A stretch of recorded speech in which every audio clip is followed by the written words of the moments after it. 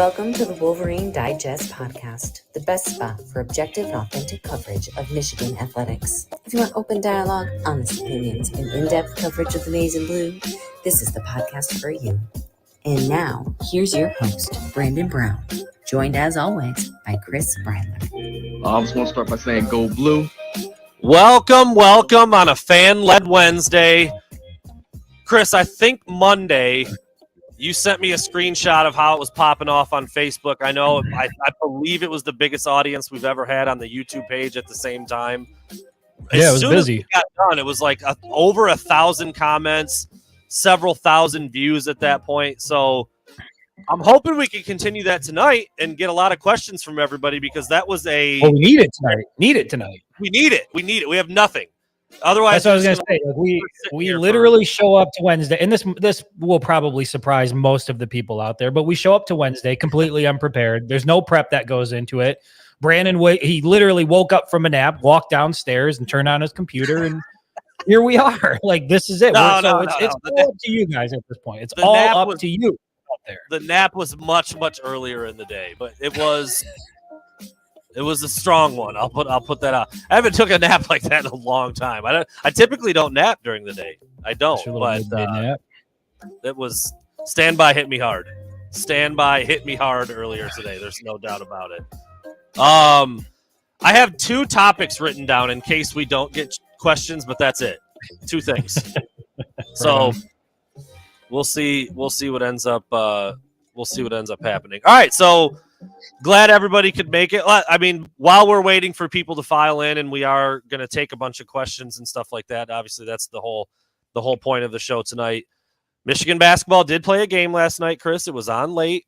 ACC Big Ten Challenge, number 3 Virginia, and Michigan was leading pretty much the whole game, and they kind of let it slip just the very last couple minutes and lost by 2. So it's a good Virginia team. They've been good for a long time, very well coached. They don't make a lot of mistakes. They don't get beat, handily, hardly ever. And they just hung around. Michigan couldn't quite put them away. And then at the end, Virginia ends up winning by 2. I think it was 70-68 was the final. I don't know, man. We've talked about the basketball team a couple of times now. They got blown out by Arizona State. They don't have a great win on their resume through 5 or 6 games. It looked like they were going to get one last night, and they couldn't. I know we're, balls deep in football, but that was a pretty big game last night in the Big Ten ACC Challenge against a good team, and they couldn't get it done. I feel like we're going to kind of be a broken record with this squad for a while this year. Yeah, and that's probably why I haven't really paid much attention to it. Between that and what's going on with the football program, I'm just so entrenched in Michigan football right now and enjoying every single second of while you have a snack there, every single second of just what an incredible ride it is. 12-0 going into the Big Ten championship game once again. I think they're a 16-point favorite. And even in the event that they don't come out on top on Saturday, it's pretty much seems like Michigan's in the playoff regardless. And so, I was talking to my wife about this earlier today, and I just thought how incredible it is. Like, I've been a Michigan football fan my entire life, but I've only covered the team officially in an official capacity over the last 2 years. And in my 2 seasons covering Michigan football, it has been win over Ohio State, head to Indy for the Big Ten championship, and then presumably another trip to the college football playoff. And prior to these last 2 seasons, there was a lot of heartbreak in there as a fan. And the fact that I not only get to see it as a fan, but get to see it up close and personal and not on TV, but down on the field and get to be in the mix it's been an incredible ride. So yeah, I know you started off talking about basketball, but my head is all football right now. I figured I'd throw it out there since the game was last night, waiting for some questions to come in. We'll have 59 plus minutes on football as we always do, but yeah, I mean, young team. There's obviously, there's, if you played basketball before, you understand how important it is to have chemistry on the court. And some nights Jet Howard looks good, but I think at the point guard position they need a little bit more there. And it just seems like there's there's always something sort of holding that basketball team back to keep them from being elite. And I'm just not sure what it is. And to be quite honest, I really haven't watched too much of it this year because once again, Michigan is making a deep run into the college football playoff. And that's where I'm at. I'm certainly not locked into basketball. It was like I knew the game. I'm ready to suit up right now. I'm ready. My helmet isn't even behind me because it's upstairs. I've been wearing it around for a good portion of the day. I am ready. If Jim calls, I'm ready. I've got 2 years of eligibility left. He ain't calling. I can go out and make a hit or take a hit, whatever's needed.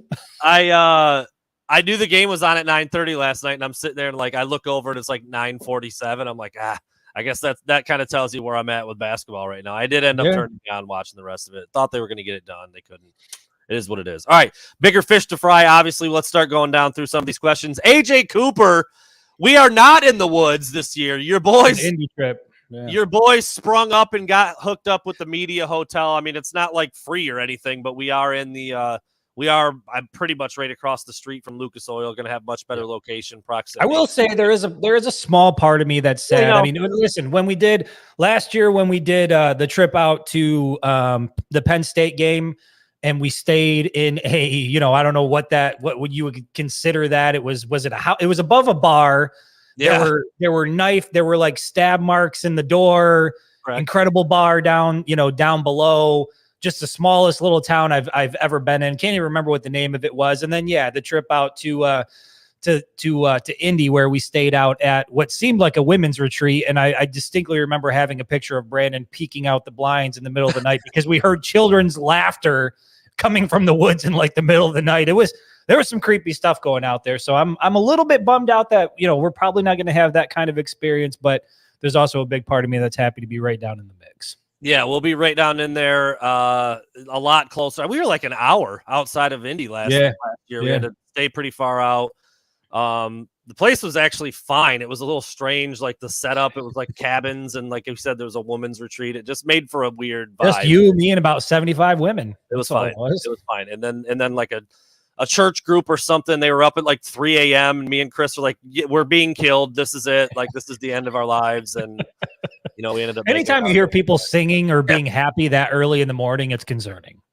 This is cool, Chris. Go ahead and speak on this for a minute. From Tim, throws a donation up there. Oh, yeah, man. The finished product from Candy Coated Kicks and Allie and Blake and the whole nine. Pretty sweet. It's been just an incredible project to be a part of. And Candy from Candy Coated Kicks, she knocked it out of the park. And I knew once I dropped those shoes off to her, especially after seeing the shoes that Jim Harbaugh was walking around wearing, I'm like, this girl, she's the one that can get this done. And sure enough, she delivered on them. The shoes are absolutely beautiful. Exactly what, Allie had drawn up in her mock-up. And, excited to have Blake be a part of it. Obviously, his inclusion in that has really helped drive the number up in terms of, the amount of money we were able to raise. I think we're about to hit the $6,000 mark at this point. We're still waiting on some other donations to come in. And so those shoes are done. They are going to go on display at Mott Children's Hospital. If you want to go and check them out, I've got to get them over to Blake first so we can get his signature on them. But just an incredible project to be a part of. And we've got something special in store for Allie. Because she was a big part of this, her story was a big part of this. And so there's more to come from those shoes, but yeah, man, it was really cool to go pick those up today. I was flying down to Southfield because Candy, she's about ready to go on vacation and she's going to be, I don't know, she's like going off to like, Tahiti or so. I can't remember where she's going off to someplace exotic until like mid-December. So I had to skirt down there, I had to get the shoes and pick them up. And as soon as I saw them, I was like, damn, she just nailed it. And so, yeah, man, it's been cool to be a part of this project, and I look forward to doing it in the future with other kids at Mott Children's Hospital because I think it's a cool experience for them to be able to sit down with a player, draw something out, sketch it out, see it come to life. It's pretty neat. There you have it. You posted it on Twitter. I'm sure it's on Facebook too. Posted it on Twitter. Posted it on Facebook. I mean the final product is. Let me see if I got here I can kind of, for those who haven't seen it yet, I'll get them in front of the, it's a little bit too, but you can see the BC2 logo clearly on there. It's a little bit, the light's a little bit too bright, but if you go on the Facebook page, you'll see them there. If you go on the Instagram page, you'll see them there. They're on Twitter. Again, she just killed it. And as soon as I saw soon as I saw Jim Harbaugh wearing those shoes, I was like, who the hell did that? And it turns out she did, she did some shoes for Jim Harbaugh. She did some shoes for Ward Manuel. And then when you go into her shop down there in Southfield, she's got pictures on the wall of all the different shoes she's done for like fraternities and sororities and, the Detroit Pistons and the Detroit Lions. And she is very, very good at what she does. Couldn't be happier to work with her.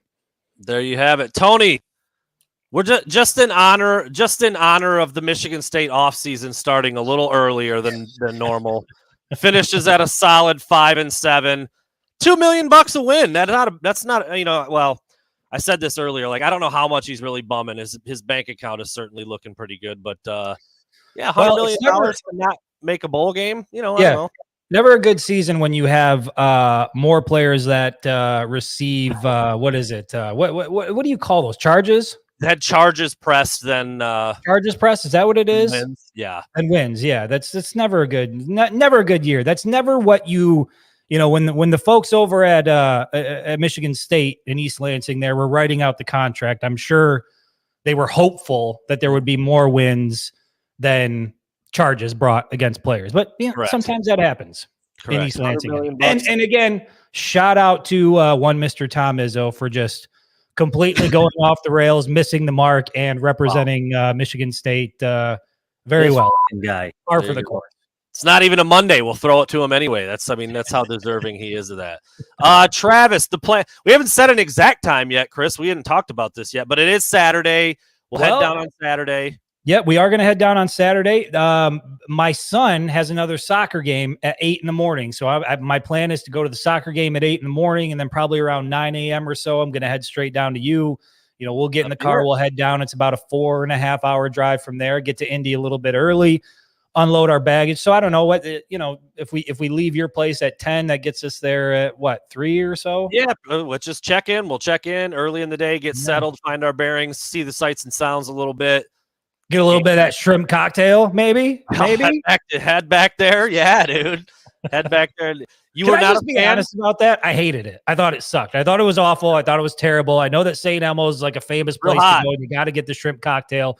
But damn, that was way too spicy for you, boy. And then I think I dropped. Oh no, it wasn't the shrimp cocktail. It was the crab cake. I got 2 crab cakes. And if you ever ordered crab cakes, especially from a nice restaurant, you're paying like $20 per crab cake. As soon as they came out, I dropped one on the floor.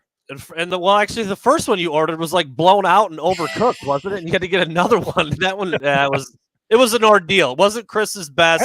I think St. Elmo's owes me a freebie the next trip I go there. Maybe we'll see what we can get out of that. All right, let's find. We had another super chat down here. I think I might have missed one actually. I have noticed this. Not as a big incentive for you guys, but just know the more money that you give, the longer the super chat stays up there invisible. I just want to put that out there. So here's Tim.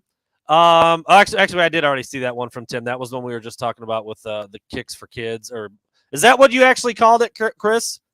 Kicks for Kids, yeah, Kicks for the Kids, and that's something. Right. Again, that we hope to continue year after year. Pick a different patient at the hospital, pick a different player, link them up, and it's really cool for those kids to be able to play. Hell, it was cool for me as an adult to be able to sit there in that room and see Blake and Allie be able to have a conversation there and get to know each other a little bit. And I just think as it grows over time, it's going to become more and more incredible, and I'm excited to see what it blossoms into. And CJ Frazier, as always, putting up the link. Appreciate you, my guy. There you have it, Clayton.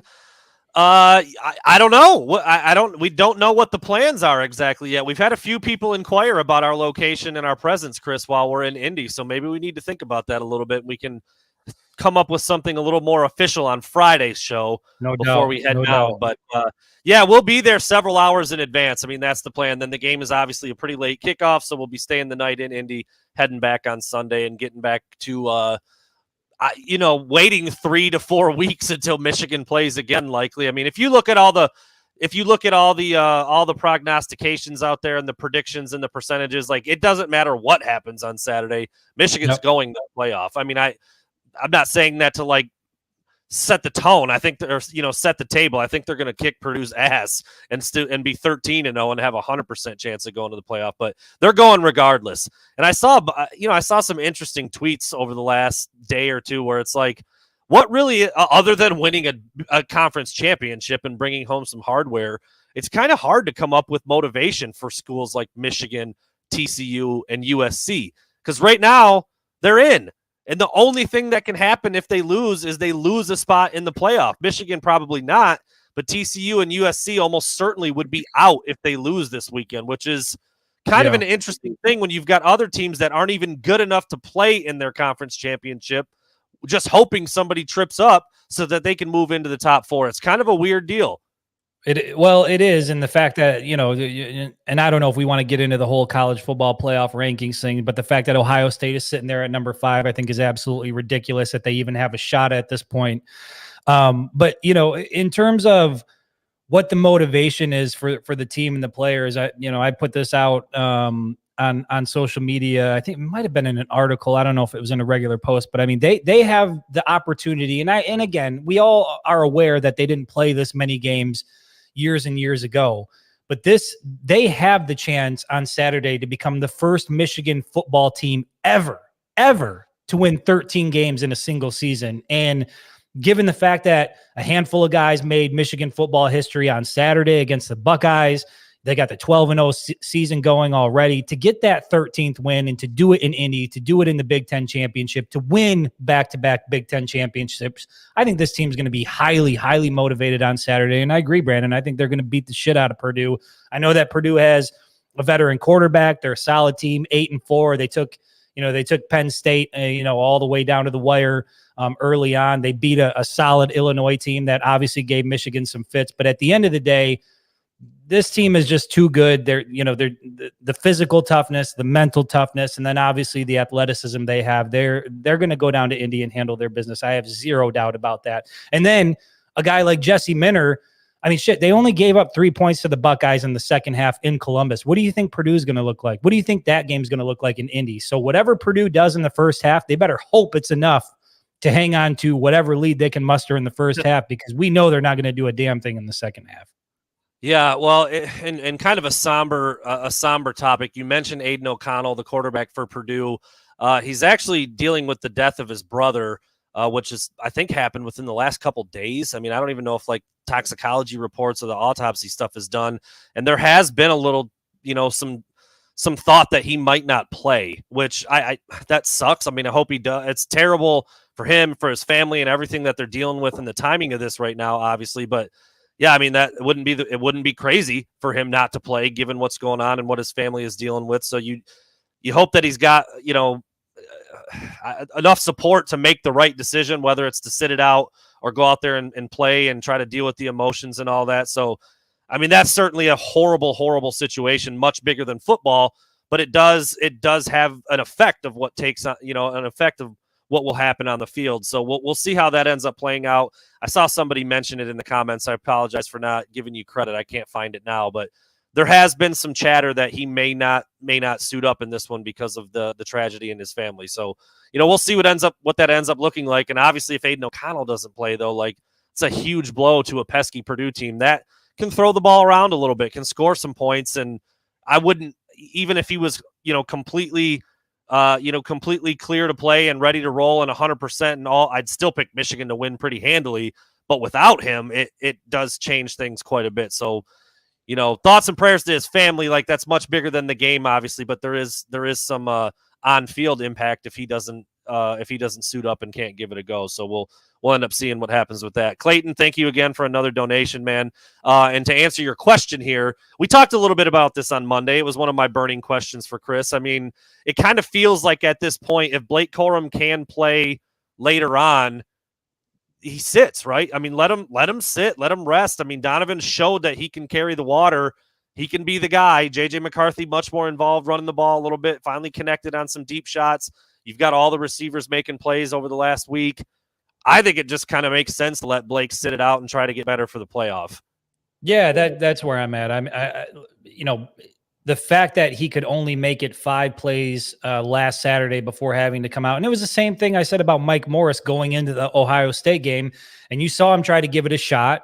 And just, it wasn't there. And so based on, how much he seems to be, I don't want to use the word struggling, but that's a nagging injury and it's clearly bothering him. And I'm not sure that you can make the amount of improvement you need to make in 1 week to be effective on Saturday. And then when you factor in a guy like Donovan Edwards, who has all the ability in the world and showed it in Columbus last Saturday with that performance, I think it would be wise. And I think that's probably most likely that Blake Corum is going to sit. He might suit up, but he's going to, I don't expect him to play at all on Saturday, and then get him right for the college football playoff, because he's the best running back in the Big Ten Conference, Big Ten running back of the year. That guy has had such a huge impact on, Michigan being able to be 12-0 and be in this position once again. And we talked about it on Monday that I would just hate for him, his season to end the way, have those carries in Columbus be the last time that he plays football this year. I want to see him back out on the field, but obviously you want to make sure that his health is right. And the fact that the college football playoff is almost 4 weeks away at this point, he's got plenty of time if he sits on Saturday to sort of get himself as ready as he possibly can be for that semifinal game. So I say sit him on Saturday, but I definitely want to see him in the college football playoff. Selfishly. Got my my words mixed up. It's actually a month, I think, isn't it? December 30th. I think it's a month to the day. Yeah, so I think the semifinal is on December 30th. I might be off by a day or two there, but lots of time to rest. I mean, we don't know exactly, what he'd feel like even after a month. I mean, but it was clear. Tried to give it a go against Ohio State, could not. Put him on ice for a bit, see if he can get himself back out there for the playoff, because obviously, I don't want to say obviously, but we saw what Michigan did without him against Ohio State. Purdue's not as good as Ohio State. That's how I'll put it. So there you go. Chris, we both posted something about this yesterday or the day before, whenever it was that it happened. But Collins Achiampong, I might be saying his name wrong. It's a strange name, but 6'7", 260-pound kind of freak show athlete, edge rusher, flips from Michigan, who he's been committed to for 5-6 months since July, to 5-7 Miami. Look, I know there's a lot that goes into recruiting and why a kid chooses a certain place and why, they form relationships with this staff and this and that and the other. But dude, I don't get that one at all. And more power to the kid. Go wherever you want. Hope you're happy. It's good. But that's an interesting choice to flip from Michigan, given what they've been doing, the prowess they've had with edge rushers, to Miami, which the only thing is NIL. Like that's got to be the only thing, because Miami has kind of been at the forefront of shelling out a lot of money to recruits and stuff like that when it comes to NIL dollars. And per Jeremy, thank you for the donation, some insiders are saying that Michigan now might be looking at a yearly salary type of thing. And what a shocker. It's what we've been talking about since the beginning of this thing. Michigan could do the player collective thing on a bigger level than just about every school in the country. Juwan Howard he used the word collective when sitting down and talking with the media before. So this is not Chris and I, pounding a drum that we want to pound. This is like the highest ups at Michigan, the ones who care the most, have been talking about this. And you might be able to hang on to a kid like Collins Achiampong if he felt like he was getting a little bit more in the NIL world at a place like Michigan. It's not a new concept. It's not something that's been a problem just for a little bit. It's pretty much been since it started. I don't know, man. Even with that, though, dude, 5-7 Miami, the U, they're not the U. They're just some school in Florida right now. Well, it is Miami. And if there's money involved, and, if there's, a promise of, you look at Iabioki and some of the things that he talked about when he went to Alabama, and promises that were made in terms of when he was going to be able to play in early playing time. You don't know what was said and what the recruiting tactics are at Miami. But at the end of the day, this is why I don't really pay much attention to recruiting. Until National Signing Day comes, and until and then even then with Xavier Worthy, he signed with Michigan. I think that was the point, the whole Xavier Worthy saga, where I just kind of pulled back and I said, you know what, recruiting is a complete clusterfuck right now. And until guys sign and they show up on campus, I'm not really paying that much attention to it. And when I saw his the announcement come through that he was transferring to Miami, obviously I was shocked that it was Miami, and they're a 5-7 team, not going to make a bowl game. But then you start to factor in NIL, then you start to factor in weather, and then you start to factor in the potential of early playing time. And we don't know what his personal situation is, but at the end of the day, he decided that Miami was a better fit. And I go back to what Jim Harbaugh said in his press conference. They obviously want highly ranked guys to come play there, but they want guys who love football and want to play at the University of Michigan. And that formula seems to be working pretty damn well for the Wolverines. So how much am I affected? How much am I worried about the flip? 0%. I'm not worried about it at all. Yeah, you can't really get too hung up on it. I mean, it just, when it comes across, you're kind of like, huh? Like, why would he do that? But, like Chris just said, Harbaugh nailed it. They target fit, and they have a formula and a checklist of what they look for, and it's been working pretty good. And they get guys in there and they develop them. They love football. I mean, he named a few. There's a lot of guys that fit that mold at Michigan right now. Luke Schoonmaker was not a big recruit. Rod Moore was not a big recruit. Mike Sainristil was not a big recruit. Back to Kwity Paye, back to Chase Winovich. I mean, you kind of go down the list, man. Every year, Michigan's got, and it's like this at other programs too, but Michigan's got these guys that come in, they develop into big-time players, and they make the league. I mean, it's not like they just, they're pretty good in college. Like, they really, really overshoot and really, really play up to their potential and beyond. And so, yeah, it's kind of hard to lose any sleep over something like that when Michigan's probably going to be just fine and with whoever they do bring in. So it's nothing to really get too ruffled about, but that's a talented kid, 6'7", 260. You put his film on, you're like, damn, he looks pretty good. And now he's going to be going to Miami instead of Michigan. It is what it is. Michigan will find somebody else. I can assure you, if Michigan ends up inking Nicholas Harbaugh, everybody will be just fine. They'll be fine, and that's looking more and more likely as Michigan continues to do well down the stretch here. Your boy Blue. Well, we talked about it quite a bit on Saturday immediately after the game. I know we brought it up again on Monday. J.J. McCarthy's performance. He's my pick for player of the game. It's pretty incredible that you could probably pick like 4 or 5 or 6 other guys and they all fit the bill as well for player of the game. I would go with JJ. He was lights out, accounted for 4 touchdowns, finally connected on the deep balls, made throws under pressure, ran the ball pretty well. And then, Chris just demonstrated the pageant wave. It was glorious. JJ's not much of like a shit talker, but like that's a message, and it was perfect. It was very fitting. Listen, there's a reason why, and it's not just me or you, and there's a lot of people that have been high on JJ for a very, very long time. And I think on Saturday we got to see why. And he has all of the physical ability in the world. Like, he can make all the throws. He can get outside the pocket. He can do a lot of damage with his legs. But the thing I have been most impressed with this year, and the thing that I think has had the biggest impact, like, here's the thing. I didn't see any Michigan players meditating on the field prior to the game before J.J. McCarthy got to Ann Arbor. Now, I don't know if he started that, but I do know that J.J., he's just built different mentally. And I think that carries over to the rest of the team, the way he goes about his business, the calmness. But make no mistake, there's a killer inside of him as well. And you saw that when he scored that rushing touchdown and he did that big stomp in the end zone, the waving to the crowd goodbye. He's got that dog in him too. And I'm happy to see that come out. I want to see more of that out of JJ, because first year as a starter, and I know people want to give him credit for 12-0, but first year as a starting quarterback, 11-0. He's the first quarterback in Michigan history to win his first 11 games as a starter. And this is only his sophomore season. He is going to come back. He is going to get better. And I couldn't be happier that he ended up at the University of Michigan. And, what did I think about his performance on Saturday? I thought it was incredible. I thought it was historic. I thought it was legendary. And no matter what he does for the rest of his career at the University of Michigan, he and a handful of other guys this year, they're all legends for what they did in Columbus on Saturday. So I absolutely love it. Yeah, I mean, I got accused by Jamie Morris today while I was on his show of taking the low-hanging fruit. I'm like, what? I mean, like, he asked me who the best player was in the game. And I'm like, JJ. He's like, that's the low-hanging fruit. I'm like, it's also the right answer. So there you go. I mean, sure, Donovan Edwards. Yeah, how many times could you have said that, though, this year? Right. That's right. Donovan Edwards, incredible. The O-line, incredibly dominant. Mikey Sainristil's plays that he made, top-notch. Cornelius Johnson shows up out of nowhere, seemingly, to have 2 of the biggest plays of the entire season. So, like, I get it.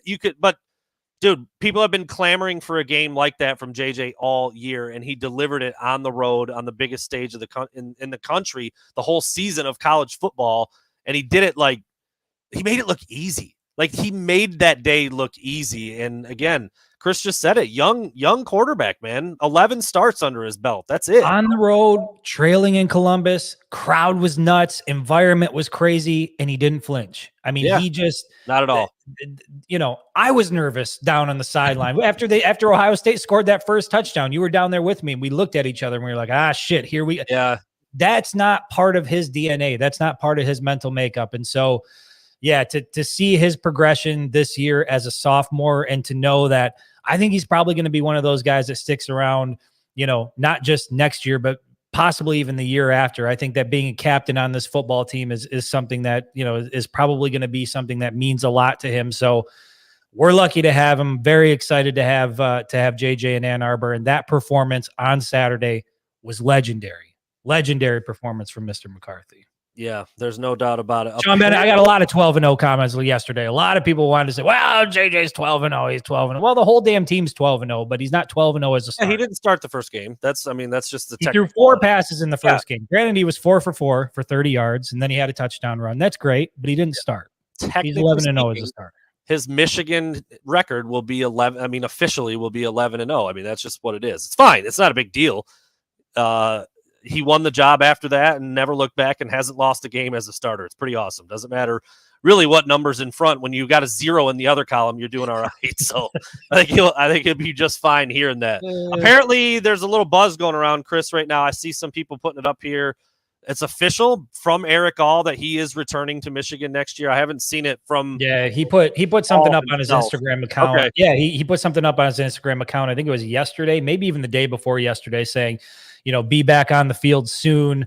And it was basically a highlight reel of him doing, Michigan things. And so to me, it didn't say exactly I'm coming back to Michigan next year, but I think that's what a lot of people drew from it. And then obviously, insiders started poking and prodding, and yeah, he'll be back. So you've got Eric All, you've got Colston Loveland, you got JJ McCarthy, I think you're going to have Blake Corum back. You got Donovan Edwards back. You've just got so many weapons on this offense. And again, I don't care if they run the ball 90% of the time through the first 10 weeks. I'm not going to say shit next year. They've got it figured out. Their formula works, and they're bringing back a lot of talent. Let me ask you this, Chris. What's our podcast look like for 8 weeks if we can't talk about throwing the ball? Just wins and domination and pie recipes. Sully's soccer evolution. It's never going to get old talking about victories. Yeah. I can tell you that. This has just been such an incredible stretch for this football program, and to be able to cover it, like I said earlier in the show, to be able to cover it up close and personal, it's amazing. I mean, this is one of the best stretches in Michigan football history. And I think this collection of players, the culture that they have and the camaraderie and the brotherhood and the energy that's within this group and the selflessness. And Harbaugh talked about it during his Monday press conference, that every single player in that locker room, it's about, what can I do for the team? What can I do to help the team be better? And I think everybody has bought into that. And that's not something that fades away after a year or two. I think it's going to be around for a while. So I'm happy to talk about that week in and week out. And even if we're beating the same horse over and over, if we're beating horses that equate to W's, I'm totally fine doing that. I'll beat every horse I see. I don't care. Bang, bang, bang. I'll smack a horse. All right. I wanted to ask about this, Chris.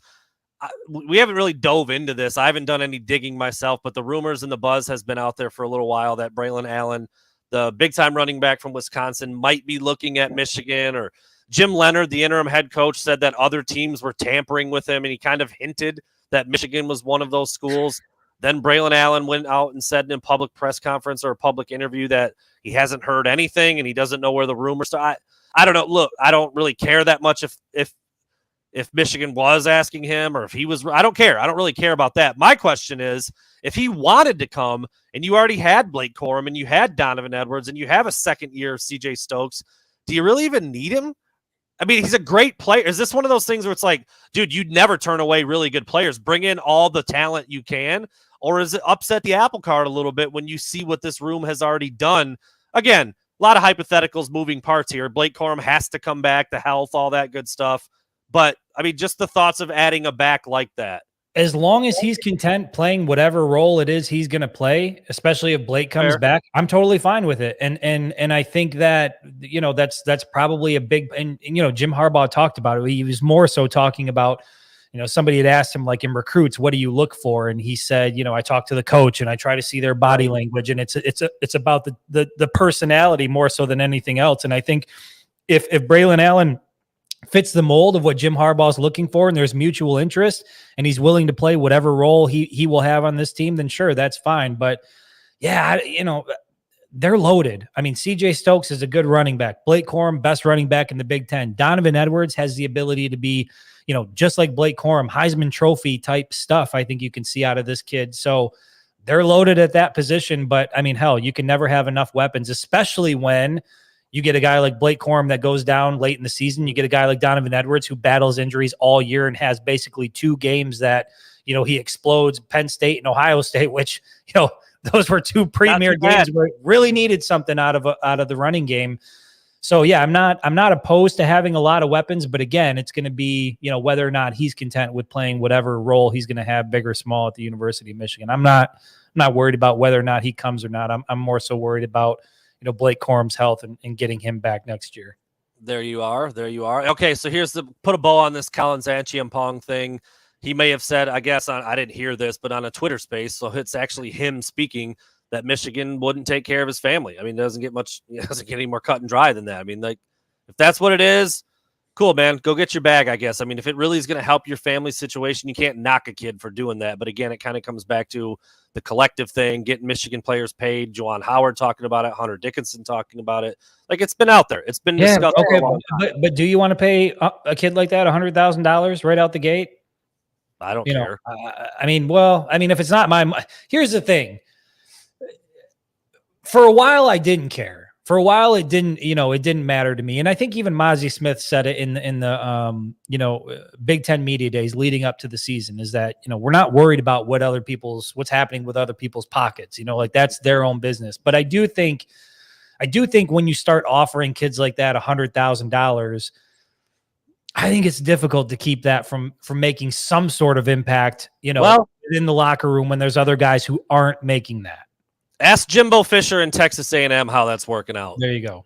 I mean, I can't pinpoint that that's the reason, but you will never convince me that the culture that Michigan has created versus a culture that's at Texas A&M is not directly related to some of that shit. There's no doubt. I've had a revelation. I was like, before this season, I was like, pay them. I don't care. Pay the recruits. Get them to Ann Arbor. But after covering this team this year, and watching what happened last year, and talking about the chemistry, and talking about how much they are about the team and the bigger picture, I don't know that you want to start to be a university that's offering a recruit $100K, right? Because he looks like he might be good, but he also might be dog shit. He might not be anything at the collegiate level. And then now you've got to pay this guy $100,000 when a walk-on might be outperforming him. To me, it just creates this weird sort of issue that you don't want to be a part of. And the great thing about Michigan is right now, they haven't had to do it, and they're already achieving the type of success you want them to achieve. So why start doing it now? I think if you can take care of the players and get the players that are there paid, the guys that are on campus paid, and make sure that they're taken care of, I don't know that paying for recruits is, and I didn't say this at the beginning of the season. I was singing a completely different tune. And now I don't think that's the move. I will say this, Chris, and correct me if I'm wrong. Maybe I'm putting words in your mouth, but I don't think either one of us ever campaigned for giving large chunks to some guys. But I think the idea of like a collective where everybody gets the same amount, we're talking like 50 grand. Stephen Ross wants to create a fund that's got $30 million in it and can take care of the roster for the next 20 years. And every guy gets a guaranteed $5,000 or $50,000 a season. That's a little different than just cherry picking 3 or 4 guys out of a class and saying they get 200 grand because they're our favorite guys. Then I could see some issues, but I think Michigan's reluctance to jump into the collective pool like altogether is where there's been some hang up. And that's what Juwan Howard has talked about. And, Jim Harbaugh even mentioned it kind of in like a leaked video while there was some, Board of Regents people there, like, in the past. So like, I think there's different ways to go about it. Clearly, the way that Texas A&M did it didn't work very well. That was a preseason top 10 team. I don't know if they're bowl eligible. I can't remember. They might have finished 5-7 or maybe 6-6, whatever it is. Miami is another school that rolled out the red carpet for a handful of guys, and they just finished 5-7. So there's definitely something to be said about bringing in guys that love football, love each other, want to work for the team's purpose, get better at their own craft, then the money will come. That's what Michigan has been selling, and it's worked for 2 years in a row now. And, when that kind of success is there, especially when it wasn't there beforehand, it's almost like, well, you guys go ahead and have fun with all that new NIL stuff. We're going to keep doing things the way we're doing it right now because it's working just fine. So it's interesting, man. It is interesting because I'm still all for guys getting money, but I think there's ways to do it that won't rock the boat. And once they're on campus, before that, and I was the guy that was saying, no, pay recruit, whatever you got to do. If he's a 5-star kid, if he's a game changer, whatever, give him the bag, get him on campus, whatever you got to do. And like I said, covering this team and just listening to the way these guys talk and the way they go about their business, I don't think that's the way. I don't think that's the best way for Michigan, and they're achieving tremendous success without it. And so I don't think that's, pay the guys that are there, make sure that those guys are taken care of. And once you become a Michigan Wolverine, you're going to be taken care of. But, to pay a recruit who might not turn into anything and might flip, Quinn Ewers, perfect example. How much money did he get when he went to Ohio State? Like a $2 million NIL deal? And then what did he do? He went to Texas. Yeah. So, I mean, how much did that help Ohio State? It didn't. Right. Your boy Blue with another donation. Appreciate you. As far as I know, and I'm not going to say a lot on this because I don't know for sure. I think it was just a thing of where Ohio State really led JJ on and then kind of pulled the rug out from under him and went with Kyle McCord. I think that's pretty much what it was. Like, they just made him feel like he was kind of priority number one. And then not at the last minute, because JJ was committed to Michigan for a long time, but they just kind of let him on and then switched up on him and went in another direction. And I know JJ and Kyle McCord were actually pretty good buddies. They went to a lot of quarterback camps together and talked about the Michigan-Ohio State thing down the road. And, Kyle McCord hasn't even played yet. He's been behind C.J. Stroud and C.J. Stroud for the last 2 years, so hasn't even really been on the field. Meanwhile, JJ's now at Michigan, beating Ohio State, winning the game, going to compete for the Big Ten title, playoffs, all that good stuff. So I could be a little bit wrong on the details there, but I know at one point JJ was a big fan of Ohio State. Something switched up. I believe it was initiated from OSU's side, and so JJ feels, he feels slighted, and I don't doubt that led into the stuff he told Chris and I back in February and how he feels about the Buckeyes. And he kind of laughed and said, you guys could hear about that later, and I'm not going to say much about it now. Just kind of putting in the work, doing his thing, and then, had an incredible game on Saturday. So I don't think it's nothing crazy. It's just recruiting stuff. That stuff happens all the time. But, when you're a high school kid and you're getting recruited by these big time programs and then just kind of switch up on you, that can leave a mark. That's not the best feeling in the world. I don't think JJ would change it for anything now. At this point, there's no way. He's a Michigan man. He's all in, man. He's been all in, and he just had the best revenge you could ever possibly get, and that was beating their ass in their house to get to 12-0. Just what a story, dude! My God, just talking through it right there just made me feel like. You imagine how he's feeling. That group, that class has no idea what it's like to lose to Ohio State. So awesome. All they do is beat Ohio State, and it's phenomenal. Yeah, so awesome. I don't know if it's asked exactly. John William Thomas IV. So do you think if Ohio State makes its way back in the playoffs, they are able to compete more against Michigan? I think Michigan is a monster. Don't beat them by 20 again. I'll say this. It's now been proven 2 years in a row that what Michigan does against Ohio State works. But it's really hard to beat a good team twice. It is. It just is. You see it in back-to-backs in different sports across the gamut. It's just hard to play the same team multiple times. That's why you see in all sports, divisional opponents, they split all the time. I would feel very confident in what Michigan's doing because they just did it in their house. And the next time would be on a neutral field, which you would think would be a better environment for them. But I don't know, man. I mean, that's a talented team. There's no other way about it. I still think I would pick Michigan now after what I just watched. It was pretty clear, pretty dominant, pretty evident. But that would be they don't deserve that chance, man. That's where I'm at. That's where I'm at with that. I would have a really hard time watching Michigan play Ohio State in the playoff when I feel like Ohio State does not deserve to be there. Yeah. Because we all know if Michigan lost that game on Saturday, they'd be out. Back in there. They'd be done. They're not getting back in. And so the fact that Ohio State could creep back into the playoff, it drives me insane. How can you get your ass beat at home in the biggest game of the year and still be sitting there at number 5 with a chance to get back into the playoff and play for the biggest prize? They don't deserve that opportunity. That just, it pisses me off, man. It makes me angry. I can't remember who it was. It was a verified sports person on Twitter said like, so you mean to tell hold me on, did they pay for the verification? No, Because there's a lot of that going on out there. It was somebody known that I follow. I just can't remember which one it was, but somebody said, so you mean to tell me Michigan just capped off a 12-0 season, beat Ohio State in their house by 22 points, and people still want to bring up the 3 non-conference games in September? Like, what are we doing? What are we doing? A lot of Michigan hate out there. That's the biggest win of the season. It's not even close. Not even close. Yeah. Let me ask you, hey, what do you think if Georgia went into Columbus last Saturday instead of Michigan? Do you think the result looks the same? Do they beat the shit out of the Buckeyes? Maybe not.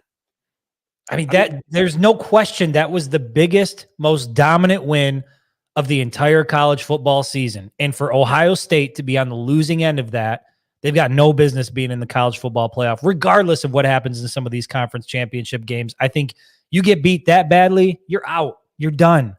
You watch from home. Yeah. And then from everything I've heard, they don't even want to play in the Rose Bowl. You know, they've asked not to be invited to the Rose Bowl or the Rose Bowl. I've seen both sides. The Rose Bowl strongly considering taking Penn State as opposed to Ohio State. Yeah. If everything kind of, if everything stays the way it is. So yeah, seeing the Buckeyes in the playoffs, man, that just wouldn't sit right with me. And it has nothing. Look, if Michigan had the opportunity to meet up with them in the national championship game, how incredible would that be? A Michigan-Ohio State national championship would be phenomenal. I just don't think the Buckeyes belong there. Yeah, I mean, the storylines behind that. Oh, dude. Yeah. I would love to see it. I think it would be, you're probably not going to see that again in your lifetime, Michigan and Ohio State competing for a national championship. And it's a real possibility that scenario could play out this year. Again, I just don't think the Buckeyes deserve it. Not when you get beat that bad at home as the higher ranked team. You don't deserve that. That takes you out of contention. Yeah. Yeah, I agree. They don't deserve to get back in there. It's what I said earlier. You've got teams like USC and TCU who stand to lose everything by being better through the first 12 games. That's weird to me that if they lose in their championship game, that Ohio State and maybe a 2-loss Alabama can somehow sneak in the back door and get into the playoff because they're supposed to be, because they're there a lot and because of the program that they're. It's bullshit. It shouldn't work that way. That's why they shouldn't be number 5. They should not be number 5. That was a terrible, terrible move by the college football committee, playoff committee. So we'll see what it ends up looking like. I don't think it's going to matter. I think TCU is going to beat Kansas State. I don't know about handily, but I feel like they're just kind of marching through. USC and Utah, though. I mean, I know Utah beat them once already. It was only by a point. It was in Utah. It was a night game. It'll have a different vibe. Now, I think USC is playing better. Caleb Williams is kind of out of his mind right now. I think they're both going to win. I think USC is going to win. I think TCU is going to win. It probably will end up being a moot point, but we'll see. Like, if one of them stumbles, then there's Ohio State, and that's crazy to me. That's crazy after looking how they looked on Saturday. This is a really good question, Jason Paul. How does Michigan's offensive line look without Oluwatimi next year? Not just him, but Chris Wright. Let me read to you. Let me read to you across the field, left tackle to right tackle, how it might look, and tell me your thoughts. Because these guys have all played this year. That's the beauty of a couple guys getting dinged a little bit, and the way that Sharon Moore has kind of cultivated the depth at that spot. So left tackle, Ryan Hayes is going to be on his way out. I think he's already agreed to play in the East-West game, so he's done at Michigan. That'll be Jeff Percy, right? Remember when Hayes was out? Yep. Percy stepped in there. He's 6'8". I mean, he's longer than Hayes is even. Not quite as stout, not as big, but he'll have another year. He'll probably be the guy at left tackle. At left guard, Gio El-Hadi. He was solid there this year. Every time Keegan went down, El-Hadi went in. You didn't miss a whole lot. He'll be a year older, a year stronger. I think you're good there. Center, obviously losing a guy like Oluwatimi, who is an NFL guy, that hurts you a little bit. I think that's where you're going to see kind of the biggest drop-off. And I'm not even really sure who it would be. Would it be Raheem Anderson or would it be Greg Crippen? We've seen a little bit of both of those guys. We've heard a little bit about both of them. That's the one spot where you kind of look and say, all right, what does that end up looking like? At right guard, if Zinner comes back, dude, he is going to be the glue and the absolute man. Do you think he's coming back, though? It's just because he plays guard that I think he's got a shot. Early entries to the draft are not common for the guard. He's put a lot of good shit on tape. I know he has. A lot. I know he has. So if he leaves or if he comes back, incredible. There's your right guard. I mean, he's incredible. He's maybe the best right guard in the country coming into next year. Might be there right now. Then at right tackle, you'll have Carson Barnhart, who played a lot there. He's been the starter for the second half of the season, basically. So he's great. And then you've got Trente Jones. So maybe he's probably your right guard if you lose Zach Zinner to the NFL. So you've got another guy who started half the season and is very athletic and really excels in the run game. I would say there would be a drop-off because I think that highly of Trevor Keegan and Zach Zinner and Olu. But can I also say, I'm going to go out on a limb here. I'm not so sure, and I'm just speculating here. I'm not so sure that Sharon Moore is back next year either. Well, so I think Michigan will lose more than just the talent on the field. And so, yeah, I mean, they're going to have to replace some guys. They're going to have to replace some talent. And, how does Michigan look? I still think they're going to have a solid offensive line, again, across the board, whether it's the offensive line at the quarterback position, the wide receiver position, they are loaded. Guys like Marion Walker and Darius Clemens haven't even really touched the field yet at this point. They've just got weapons. That offense will be fine. The offensive line will be fine. Skreonk. Wasn't it? Okay, there it is. There's your question for it. Haven't watched one Purdue game this year. What are the concerns this upcoming game? It's just the offensive creativity from Jeff Brom. They're not as good as Michigan at any position, but they scheme some stuff once in a while. And every year, Purdue seems to win a game that they have no business winning. They did it last year, but it's usually in Purdue, right? Yes, it's usually not on the at road. Night, the blackout crowd. It's a tough place to go play at night. Michigan's favored by quite a bit for a reason. I expect Michigan to handle business. They're on a mission right now. They're not going to be denied by a team like Purdue. But Aidan O'Connell can throw the ball. He's dealing with the tragedy of his brother. I saw somebody else in the comments say that it's actually been confirmed that he will play. And sometimes that can have a little bit of a superhuman effect on a guy and the rest of his team. They can rally around a little bit. Who knows? Who knows what that will do to a guy?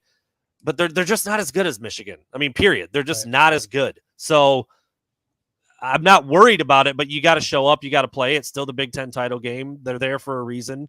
The reason is because the West blows, but they're there for a reason. And you got to show up. And I think Michigan will. So I don't know. I haven't watched them either. Chris, you could speak if you have. I don't know much about them. I can tell you this. I have not watched a single. I have said this multiple times throughout this year. Purdue is the one. And the fact that that's who Michigan's playing in the Big Ten championship just makes it even better. I've said multiple times throughout the season that I routinely forget that Purdue is even in the Big Ten conference to me. And listen, they've got a solid team. They're 8-4. They've got a veteran quarterback. They've got some things they can do that could possibly give Michigan some fits. But like Brandon said, Michigan is better across the board, whether it be the coaching staff, the quarterback, the wide receivers, the offensive line, defensive backs, the whole secondary. Michigan is better across the board. They're a well-coached team. They are hungry. JJ said it in the post-game press conference while he was in Columbus. The job is not finished. I just don't think there is a team out there, maybe outside of Georgia, that can stop Michigan this year. And it's certainly not going to be Purdue and Indy. It's just, it's not. Yeah, it can't. And I know I'm supposed to take it one game at a time. They won't let it happen. I'm supposed to take it one game at a time. Okay. They won't. Focused. I'm locked in. Well, we're focusing on the next game. We're just saying that they're not going to lose. It's the next game. Yeah, but you can't take your opponent lightly, Brandon. Yes, you can. Purdue, dude. It's Purdue. They did beat Ohio a few years back. Yeah. And guess what? They did it. What is it? West Lafayette is where they play? Yeah. Yeah, they did it at home. in a raucous environment. I mean, that's what Purdue does.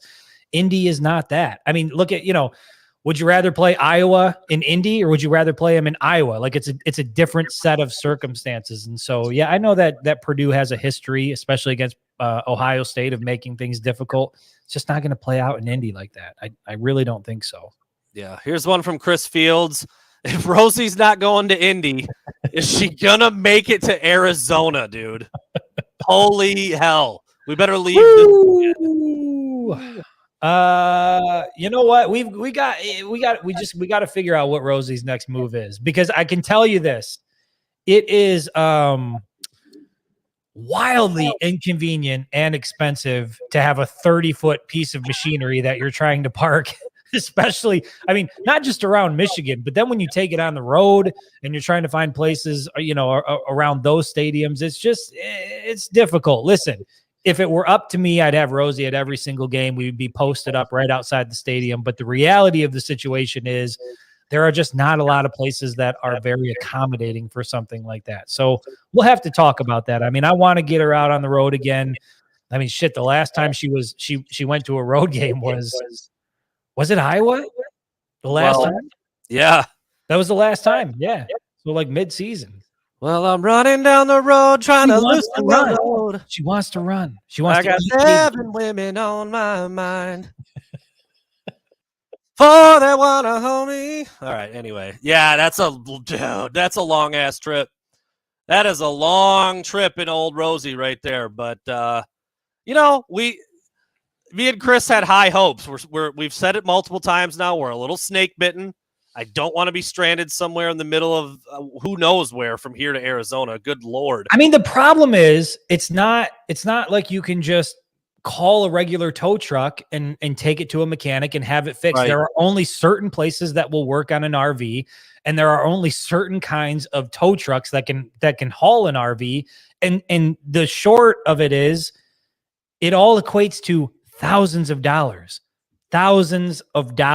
anytime that there's an issue with this RV. And so, taking it down to Ann Arbor, no big deal. I mean, that's a short trip. We keep it in the area, parking it out there. If something does happen, it's not a big deal. But I mean, shit, when you're talking about driving out to Arizona, when you're talking about driving to, potentially Atlanta, when you're talking about LA, it's a little bit scary.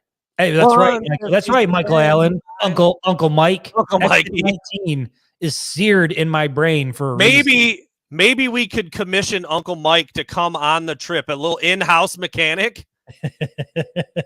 Look, I'd be fine with that. If Uncle Mike can guarantee money back guarantee that he can get us from Michigan to Arizona in Rosie and he comes along, listen, maybe we'll do it. Here's what needs to happen. Okay, we have been partnered with the Army National Guard. We have been partnered with the Army. They're one of our sponsors.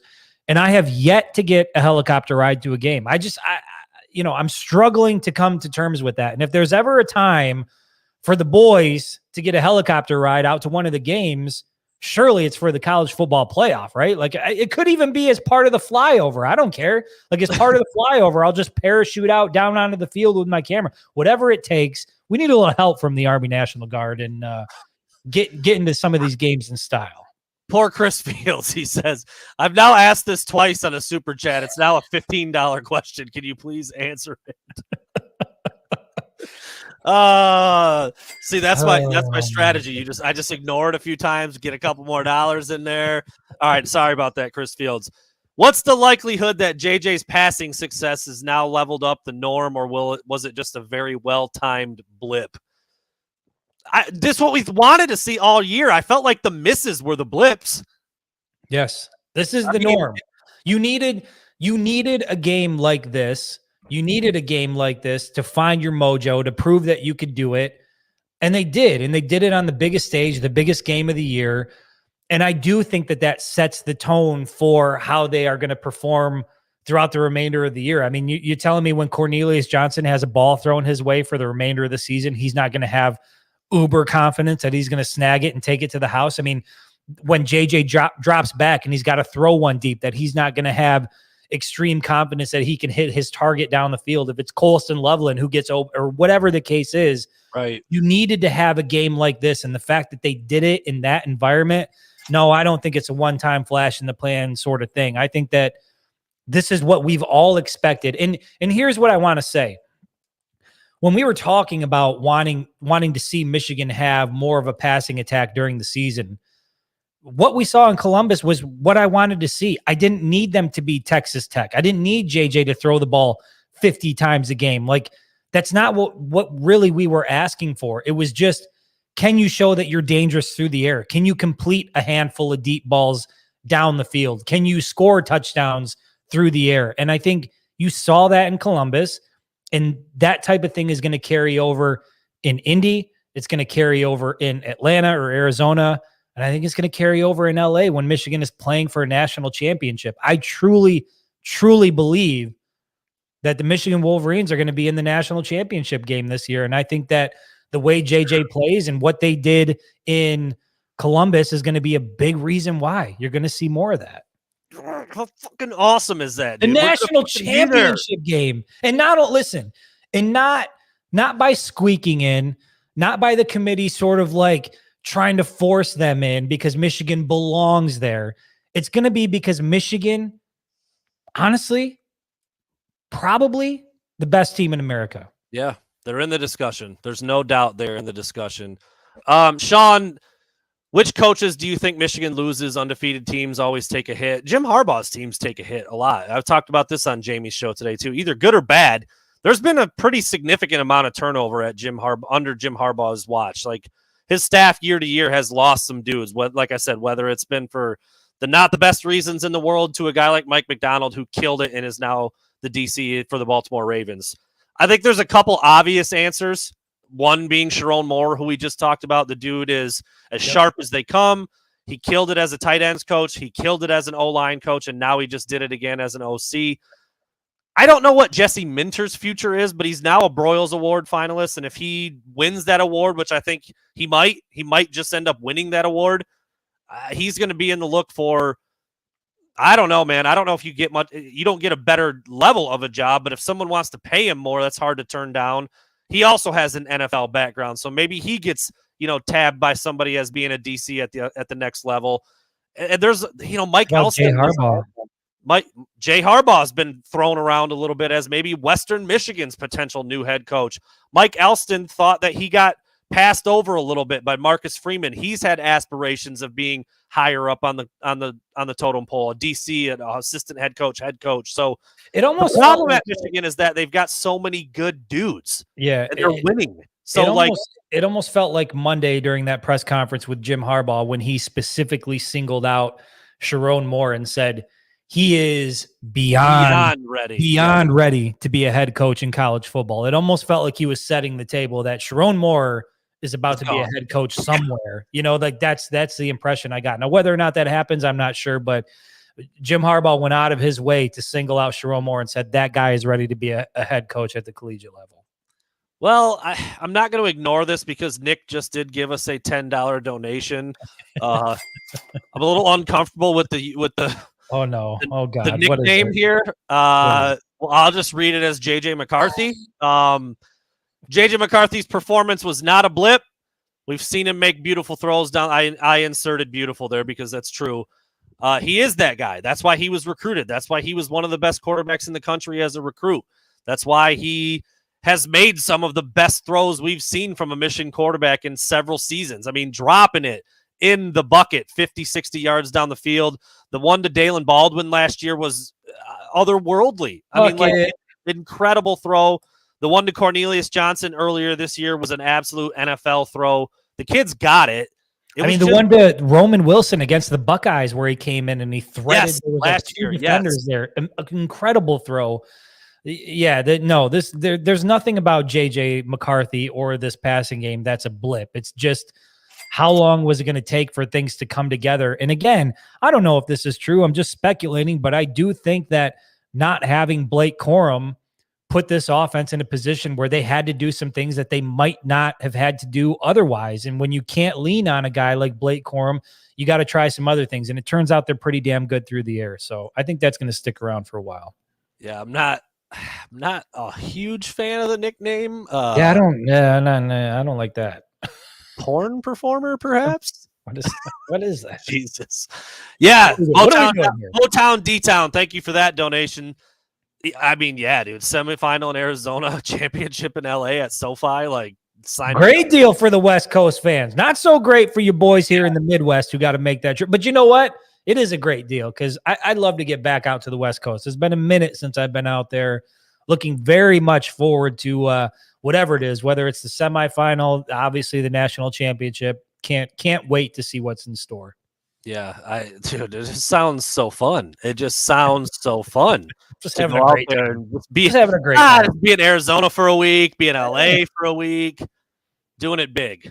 Doing it big is the way that I see it. And yeah, I can't believe it's here again. I mean, like John Patrick. No. We can't do that. His throws on Saturday were not that impressive. Oh, come on. What are we doing? Johnny. I mean, you want to take that one, Brandon? Johnny. I love you, John. You've been around for a while. You know, you're an OG here, but that ain't it. The first touchdown to Cornelius Johnson was an absolute ridiculous throw. He had a guy in his grill. He was falling back off his back foot, and he put that son of a bitch on a rope to the outside shoulder, gave Cornelius and only Cornelius a chance to catch it. And then Cornelius did do a lot of work. He broke a tackle, had the speed down the sideline. It was an incredible play all around. The second one to Cornelius wasn't perfectly on target, but when you've got a guy running free like that, you can't miss him. So he threw it up there, knowing he had lots of separation. Johnson didn't have to break stride, but he kind of had to like come under a little bit. And if you remember, he kind of caught it like down just because he had to bend back just a hair because JJ didn't want to miss him again on that throw. The throw to Loveland was another really nice throw over the top of the coverage, dropped it right in the bucket, right in stride, carried him right into the end zone. He had several other good throws on the quick outs. I mean, it wasn't his best percentage day, but the throws that he made were pretty damn good. I mean, that's the thing. You can't just look at Cornelius Johnson and how open this guy was or that guy. You got to understand what JJ's looking at in front of him and the circumstances he's throwing under, and to be able to make those throws on target when you've got guys bearing down. I mean, that counts. And so, yeah, I'm not taking anything away from what JJ did on Saturday. I think his performance was amazing. It was incredible. It was legendary. And yeah, when you got a guy who's wide open and you've got three guys in your face bearing down on you, and you have to hit that deep ball. Those touchdowns to Cornelius Johnson, Michigan needed those. He could not afford. And we said this leading into the game, that when you get those opportunities and you've had the misses like you've had against Illinois or Iowa or Indiana, you can't afford to miss those against Ohio State. And he didn't. He hit every single one that he needed to hit. So I'm not taking anything away from that performance. His throws were incredible. Performance was incredible. Legendary. I will say CJ Stroud's throw to Marvin Harrison was one of the prettiest throws I've ever seen. that dude can sling the rock. There's no doubt about it. When he's got a clean pocket and he's not crying, he can put it, I'm surgical with this bitch, Jake. That's what he's standing back there throwing that thing. He's good. Doubt. He's good. Yeah, he's good. JJ was outstanding. He was outstanding. I mean, I just saw John Patrick again say like it was a 10-yard throw and Cornelius ran. Did you see that throw? Did you see the circumstances he was under? Come on, man. You got to give credit where credit's due. You got to give credit where it's due. I'm sorry. Every throw wasn't perfect, and he certainly hasn't been perfect all year. But he made some dynamite throws against the Buckeyes. I mean, come on. All the shit he was missing on early in the year that were like, you have to complete that. He completed it. He did it. They put it together. I'm not taking anything away from that. No, you can't. You can't take anything away from that. It was a nice outing. I'm glad I just saw his name in the comments here. Chris, I think you've spoken to him a couple times down on the field. I didn't read the text until last week until we were done. Where'd it go? Eric Upchurch, longtime friend down on the sidelines there. Big fellow with the hat, takes photos at Michigan games. Chris met him. He wanted me to give a shout out to his brother-in-law, Ray Giovanelli, who's been a avid fan of what Chris and I do for a long time, could not believe that Eric knows Chris and I personally. Couldn't believe it. He said, I believe Eric is the one during the spring game, earlier this year. I went down to shoot it, and one of my lens was like, I couldn't focus. There was no focus on my lens. And I was like, I'm like a lost puppy dog on the field searching for like established photographers that can help me. There you go. Can help me like get my shit figured out. And I remember he was one of the guys. I remember the hat. I'm like, please take my camera. Can you help me? I can't focus. And he tried everything he could do. Turns out that it was a busted lens. And so that was the issue. There was, it wasn't user error, but man, that guy was helpful. He was nice. He was kind. And yeah, I'm glad that we're able to do that shout out. I took a picture of you guys and sent it to my brother. There you go. The Giovanelli crew is in here strong listening to us. And yeah, Eric's great dude. Known him for a long time. Good people. I believe, if I'm not mistaken, Eric, you can correct me. He lives in Ohio. We won't hold that against him. But great dude. And yeah, known him for a long time now. And then, Chris had a little run-in with him earlier this year. Not surprised at all that Eric would drop whatever he was doing and try to help Chris out. He's supposed to be taking photos down there. Yeah. And there he is dicking with my camera trying to help me out. And like, he was like the third or fourth guy. Like most of the people I asked are like, I don't know. I don't understand. I don't know about the camera. I don't know what the deal is. And he was like, yeah, let me take a look. So yeah, no, I'm a very much a novice when it comes to the camera thing. I mean, I point and shoot and some stuff turns out sometimes, but like with the technical stuff and all the settings, I've had Eric help me in the past. Other people down there have helped me. So there, you get a little help, but there's a little bit of a competitive, like, all right, dumbass, leave me alone. Like, I'm trying to do my job. I'm going to get the shot while you're screwing off over there. So, no, but that's, you're not going to get that treatment. Appreciate you, Eric. Yeah, absolutely. Another little donation here to kind of close us out from Nick on the YouTube channel. Cornelius has always had big play potential. Watch the catch that he had from Joe Milton against Indiana in 2020. He can be the deep threat guy down the stretch. I don't disagree. The Western 87-yard touchdown catch that Cornelius Johnson had, he hit like 23 miles an hour. That's like faster than everybody in the NFL. Like, dude can go. He's not your quick twitch, stop, start, in and out guy like a Roman Wilson or maybe an AJ Henning. But on a straight line, he can freaking go, man. And you saw it twice against Ohio State. Quick double move on that safety back there. Legend has it that there's still a smoldering pile of Ohio State garb on the field from that double move. Roasted him. By the way, Chris, I don't know if you saw this or not. I tweeted it out. I talked about it. That safety that Cornelius Johnson roasted is Muskegon's own Cameron Martinez. He played quarterback at Muskegon. Michigan recruited him. He went to Ohio State. Big mistake. Got his ass burnt by Cornelius Johnson. So Big there you mistake. go. Shout out to Rich from Mediascapes. He's in the comment section. Is he? I was over there for Jesus, I don't know, probably like what was it, 5 hours yesterday? 5 hours I was there dropping off equipment, talking about various things, and yeah, we haven't even ran the promo yet this year, but Rich from Mediascapes.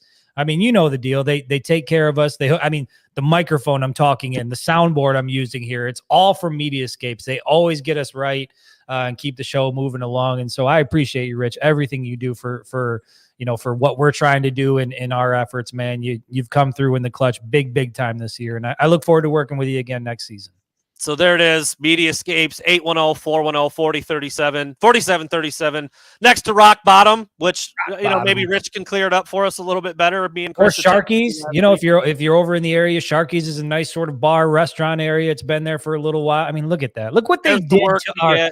Look what Rich and his team did to our RV. How beautiful she is. That thing looked a little rough when we picked her up. Not anymore. We'll throw this all in right here at the end, Chris. Big shout out to Wolverine State Brewing Company as well. If you're in Ann Arbor, go check them out there on Stadium. You will not be disappointed. All the beer, all the food, close your eyes and throw a dart, and you're going to be happy with whatever you get over at Wolverine State Brewing Company. Last but certainly not least, the Army National Guard. Look at it, dude. Look at it. Look at it. Just look at it. Look at it. Chris was out there telling them where to park the Black Hawk. What an incredible year this has been. It's not even done yet. It's not even done. We got the Big Ten championship. We got the college football playoff. But what an incredible year it has been.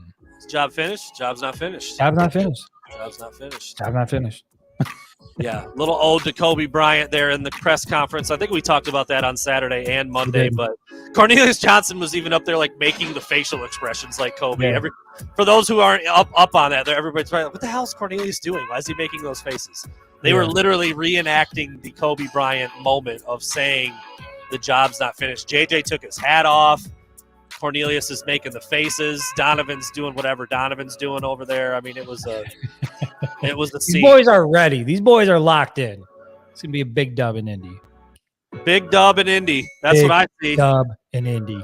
We'll talk about it in detail on Friday. We'll get our predictions going.